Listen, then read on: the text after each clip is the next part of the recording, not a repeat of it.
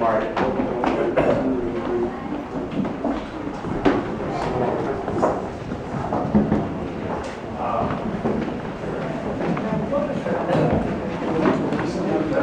right on around, folks. The wall behind me's the focal point here.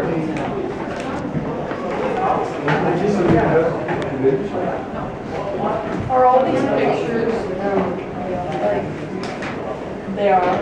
Hey, what? Are they all real? They sure are. Come right on around, folks.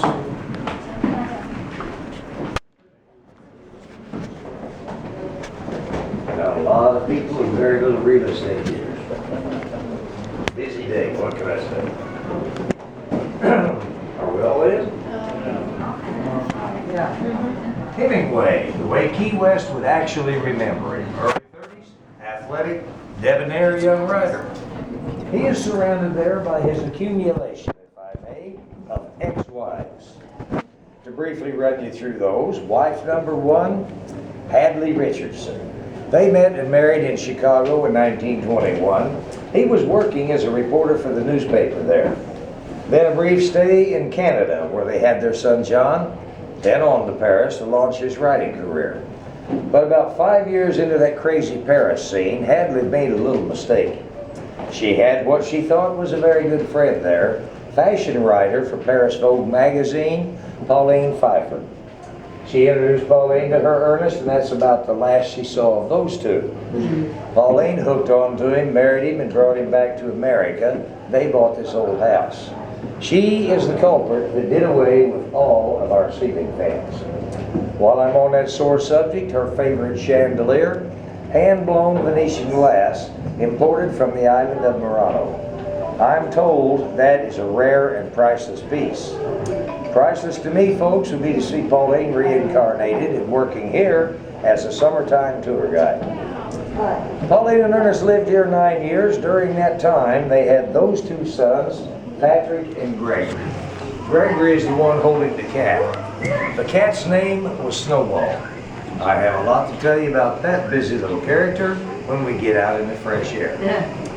5 years before Pauline and Ernest divorced, our little island was visited by Martha Gellhorn, a writer from Collier magazine, sent here to interview Ernest Hemingway. When Martha arrived on the island, she didn't bother to call for an appointment. She simply slipped into her cutest little summer outfit, patiently waited down here at Sloppy Joe's bar. It all worked very nicely. He was in that very evening for happy hour.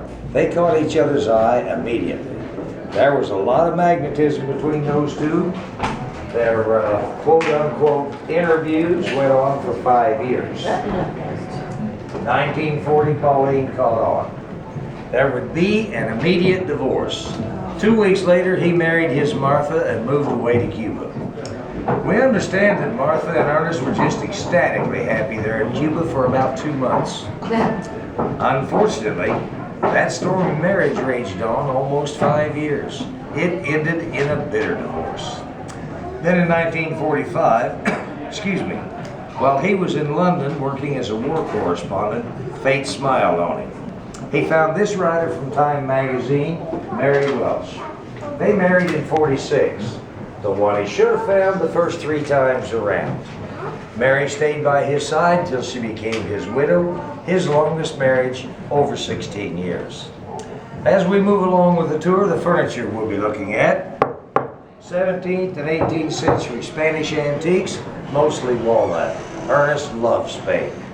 From here we'll move our tour to the master bedroom upstairs. On the way, there's a deacon's bench here in the hallway. Be sure to check that out. Hope to see you upstairs. How old was he when he died? 19 days shy of 62. So yeah.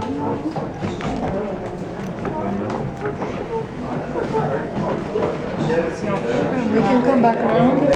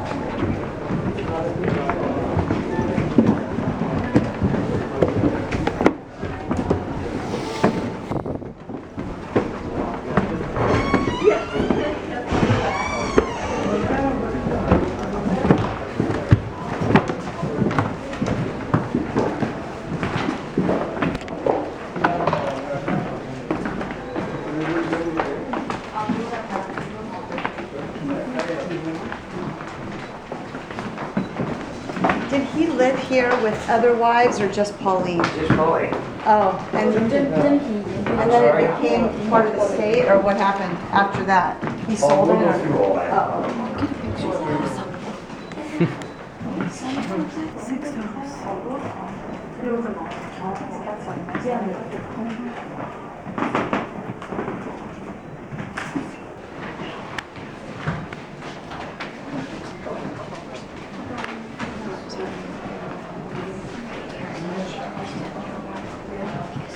Altı parmaklı kedi.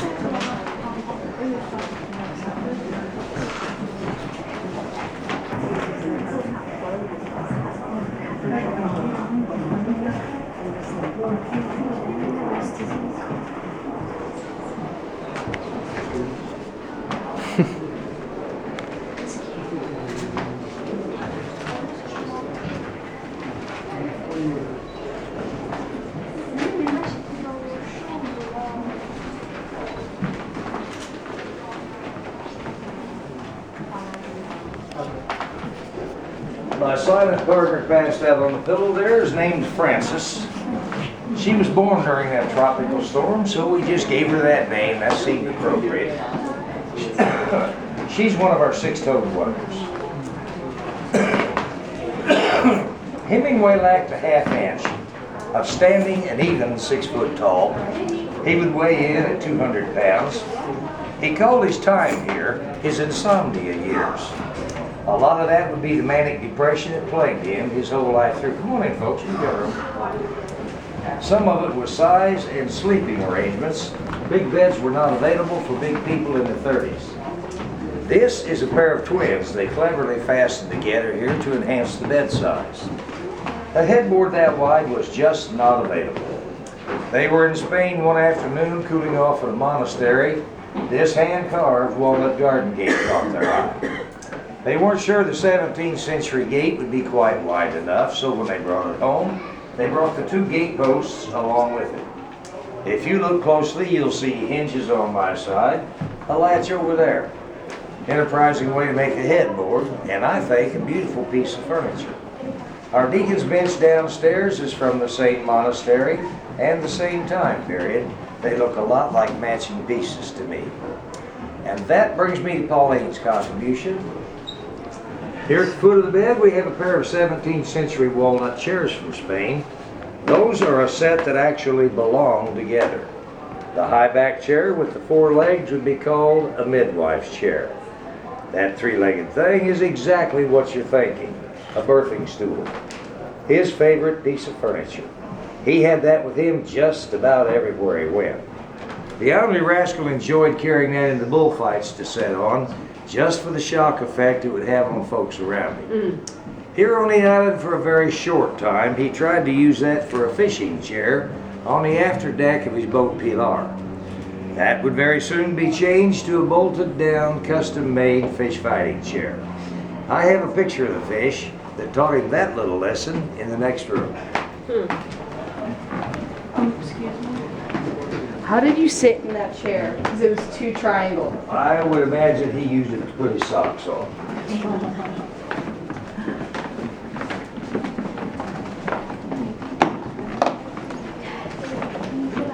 Where are you guys?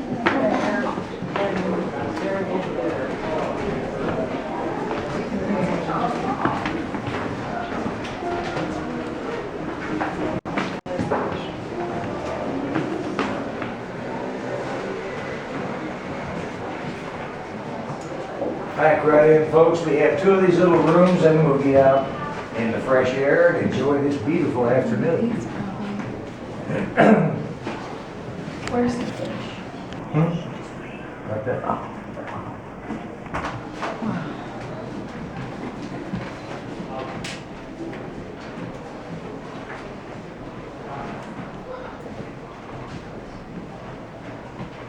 Back right in, folks. Got 2 of these little rooms, and we'll get outside.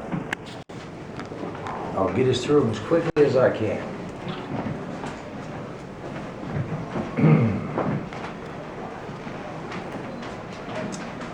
The custom-made fish fighting chair. Come on in, folks.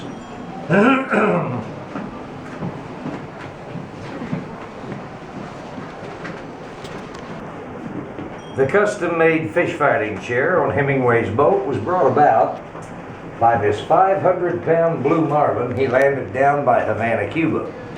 After he had fought that big boy a little while, one of those chairs made a lot of sense. He added one to his boat right away, went back to Cuba's beautiful waters for his very first world record. Those two fish were caught in the early 30s, while this island was caught in Prohibition.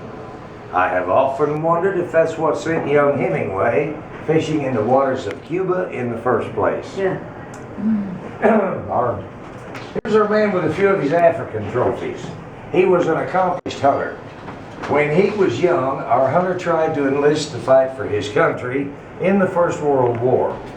Because of a vision problem caused by a high school boxing accident, our government turned that young marksman away. He wanted to see that war, so he joined the American Field Service, volunteering to drive an ambulance for the country of Italy.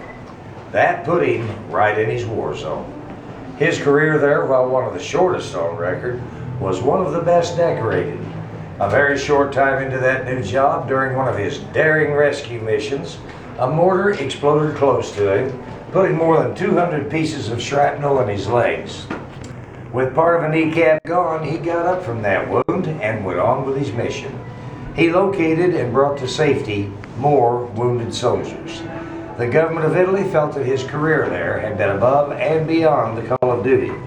They decorated him with this entire collection of ribbons and medals. He was quite the war hero. On the back wall above the bookcase is a picture of our young hero on a hospital bed in Milan, Italy, convalescing from his wounds. He would be on that bed for weeks on end, but I can't believe our man was lonesome or even bored while he was there. Seems he had the lovely nurse, Agnes von Kurowski, there to keep him company. I have a picture of that lovely lady in the next room. He only had one good eye, but he kept it busy. Go out and folks, I'll follow you. Please don't let them start without me.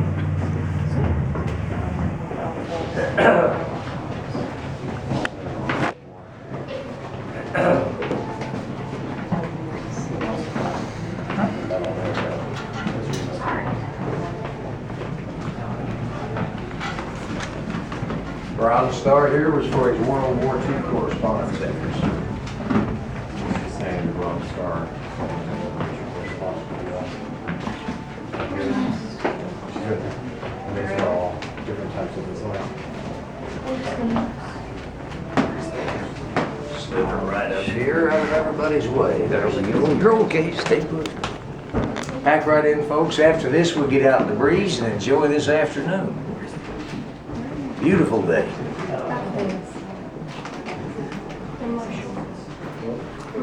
We got everybody in? Above the wall behind me, we have Hemingway, literally from the cradle to the grave. Oak Park, Illinois, July 21st, 1899, Ernest was born. First day of school, age 5. Our young reporter on his way to Paris to launch his writing career, a 22-year-old war hero. Top center would be Key West Hemingway, taken about the time he bought this home, 1931. Top left, about the time he left here and went to Cuba, 1940. Top right, our ever familiar Papa, a few days before his death in July of '61. On the back wall, bottom right of the big frame, is a picture of our young writer making his way home from the war with the help of those crutches. Those leg wounds would bother him the rest of his life. To the point, we understand, he did the majority of his writing while standing. The lovely lady in that lower right snapshot would be Nurse Agnes. While she tended to his wounds, he fell in love. When it was time to come home, he invited her to come along. She was several years his senior. The older woman, younger man relationship was sort of frowned on in those days. She turned him down. He never quite got over her. But when he first got to Key West, in his own way, he tried to get even. His handwritten novel, Farewell to Arms, she is one of his heroines. About 2 chapters prior to the end of that book, he kills her character. I call that writer's revenge. My first spring break on this job, I told that little story to a room full of college students. When I finished, a young man that I haven't forgotten yet looked me right in the eye and said, well, thanks for ruining that book for everybody. Local story on our veranda, right this way.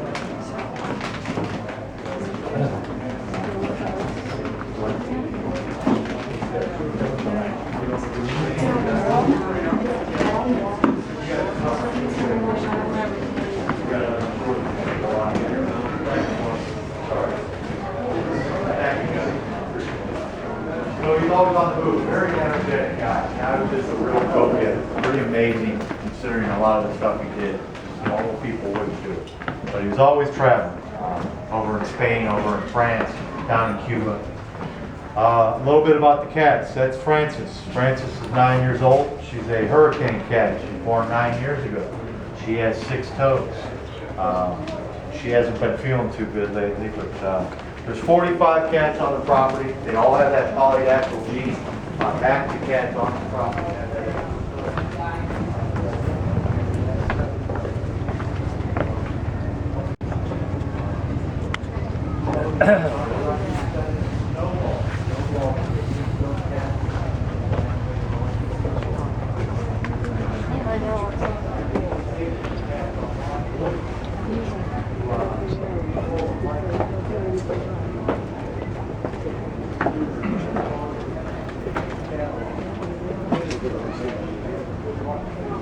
Having trouble getting through the room, aren't they?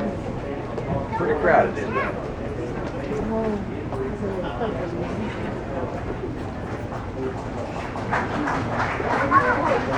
I would like to point out our wonderful view of the old Key West lighthouse across the way.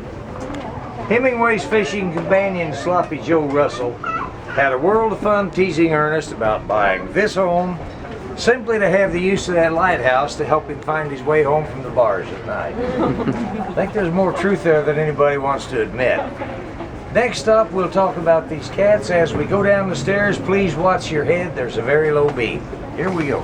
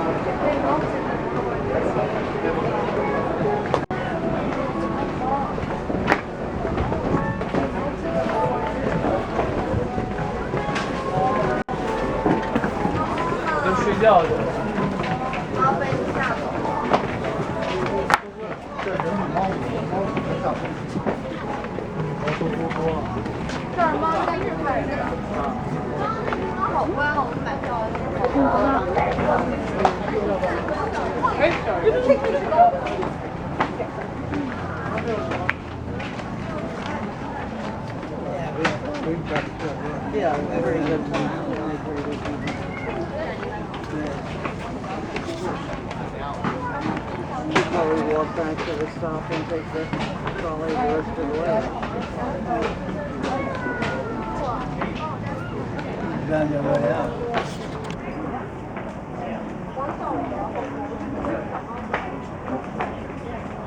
Was this part of his house? That was his writing studio. Really? He had a big house.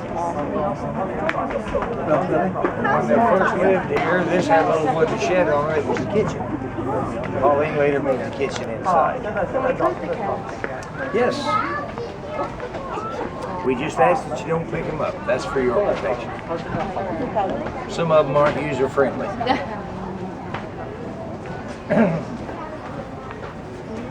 You folks remember me pointing out Snowball on the dining room wall in there.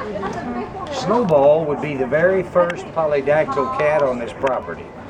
Polydactyl is a college term for too many digits. Snowball was a 6-toed wonder. Those polydactyl cats were treasured good luck charms on the merchant vessels from Europe. The sailors called them gypsy cats. Snowball was a gift to the Hemingway boys for delivering a message over here at our harbor one afternoon. They came home with their 6-toed reward. Their dad, who was already a cat fancier, was delighted. He tried to keep that bloodline alive the entire time he was here. He was very successful. We're still working on that. We have 45 of his offspring on the property, all directly related to that busy little Snowball in there. That's very close to the number of cats Ernest enjoyed when he lived here. Friends and neighbors would ask him why so many cats. He would just shrug and grin and say one cat leads to another. That's about all he had to say about it. We do know that he named them after famous people. We still do. We have here Harry Truman, my friend. Lionel Barrymore's around somewhere. Marlene Dietrich. My all-time favorite is no longer here. His name was Mr. Betty Davis. I think they named him a little too quick. These cats get wonderful care. They rarely leave our property even when they die. We have a pet cemetery at the end of the red brick walkway. A fun place to look around, see some of the famous names we've had. This polydactyl gene that makes them grow too many toes, like Harry here, seems to work about half of the time. Currently, half of these cats have 6, one of them has 7 toes. The remaining cats, regular cat paws, 5 on the front, 4 on the back. Our second largest expense on this entire estate is our cats. The little white building was a carriage house that Pauline converted to a guest cottage. The room upstairs, a hayloft that he took for his writing studio. He demanded privacy when he worked. At the time he lived here, the only way in or out of his studio was a narrow catwalk from the studio door over to their veranda. He would wake at 6, go straight to his studio and start writing. About 700 words later, or lunch, whichever came first, he would call it a day. Then it was down to Key West Bite to team up with Fuentes on board the boat Pilar. They were out into these waters to fish up the daylight. With the fishing done, happy hour at Sloppy Joe's bar. Nasty work, we all agree, but it has to be done after all that fishing. But while he was in Joe's for happy hour, he was skillfully getting our locals to tell on themselves. He would listen carefully by the hour. When it was time to come home, good chance he did need that lighthouse on occasion. But at 6, he would faithfully be back in his studio, writing down the stories he'd listened to the night before. Ammunition for future chapters. He was here 9 years, 31 to 40. During that time, 8 publications came from that little studio. That adds up to more than half of his entire life's work. His studio was just like he left it in 40. If you'd like to have a look, please be my guest. I'll wait for you by the pool. If you want to put it off till after the tour, it's open all afternoon. I'll see you at the pool. Please notice the lovely chandelier Pauline put in his studio. It did back in the day, yeah. Because it's so far right now. Yep. But it will be the same later. Yeah.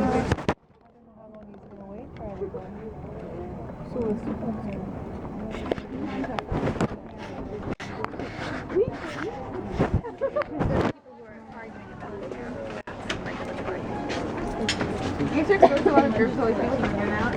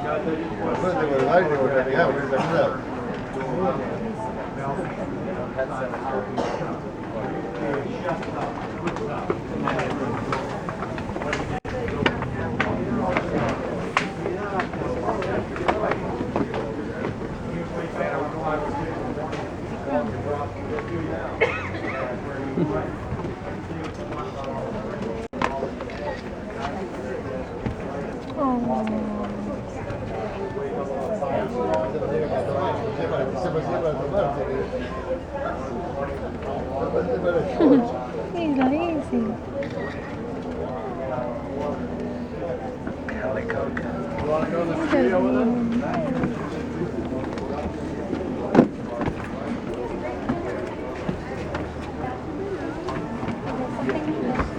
it's all set. But yeah, that's great. Nice to live here.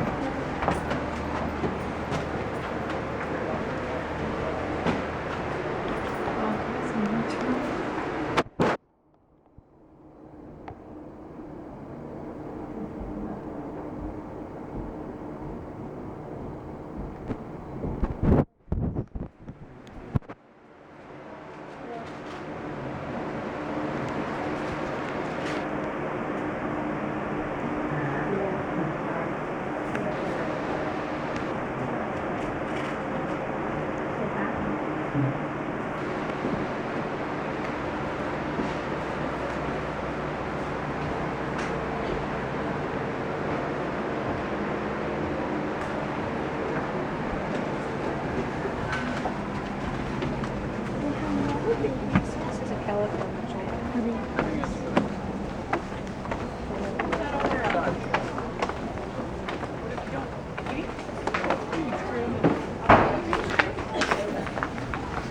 The cat house in the back.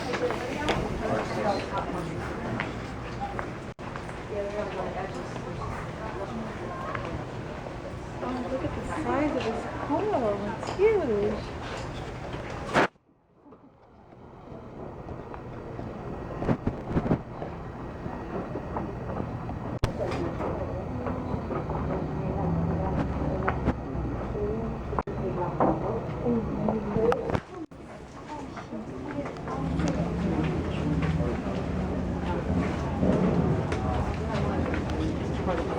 In 37, excuse me,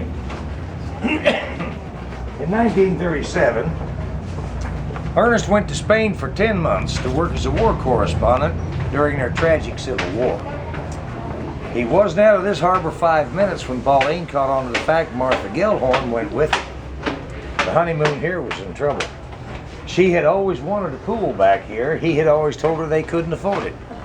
She was furious with him, so while he was away, she went ahead with the pool. Right at the peak of our Great Depression, she invested $20,000 in that pool, more than twice what they had paid for this entire estate. When he returned from Spain and spotted that pool, he knew that they were badly overspent. He pulled a copper penny out of his pocket, showed it to Pauline, told her that because of her and her pool, it was their very last one. He gave it a last glance, threw it at her, and told her you may as well squander all of it. He stormed off to town in a rage. Well, Pauline was already in a rage of her own because of his trip to Spain with Martha. The honeymoon here was in trouble. She went ahead with that pool while he was gone, spent $20,000 on it, more than twice what they had paid for the estate. When he returned from Spain and spotted that, he knew they were in money trouble. He showed her a copper penny, told her that because of her and her pool, it was their last one. Oh, I told you this. He threw it at her, went off to town in a rage. She saved that penny.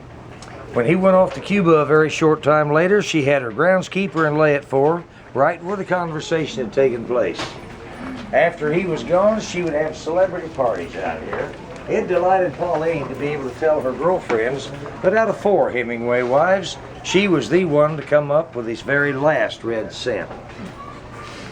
Tell me the truth, girls, don't you like Pauline just a little better now? Next stop was our cat fountain right over here. Did you like it?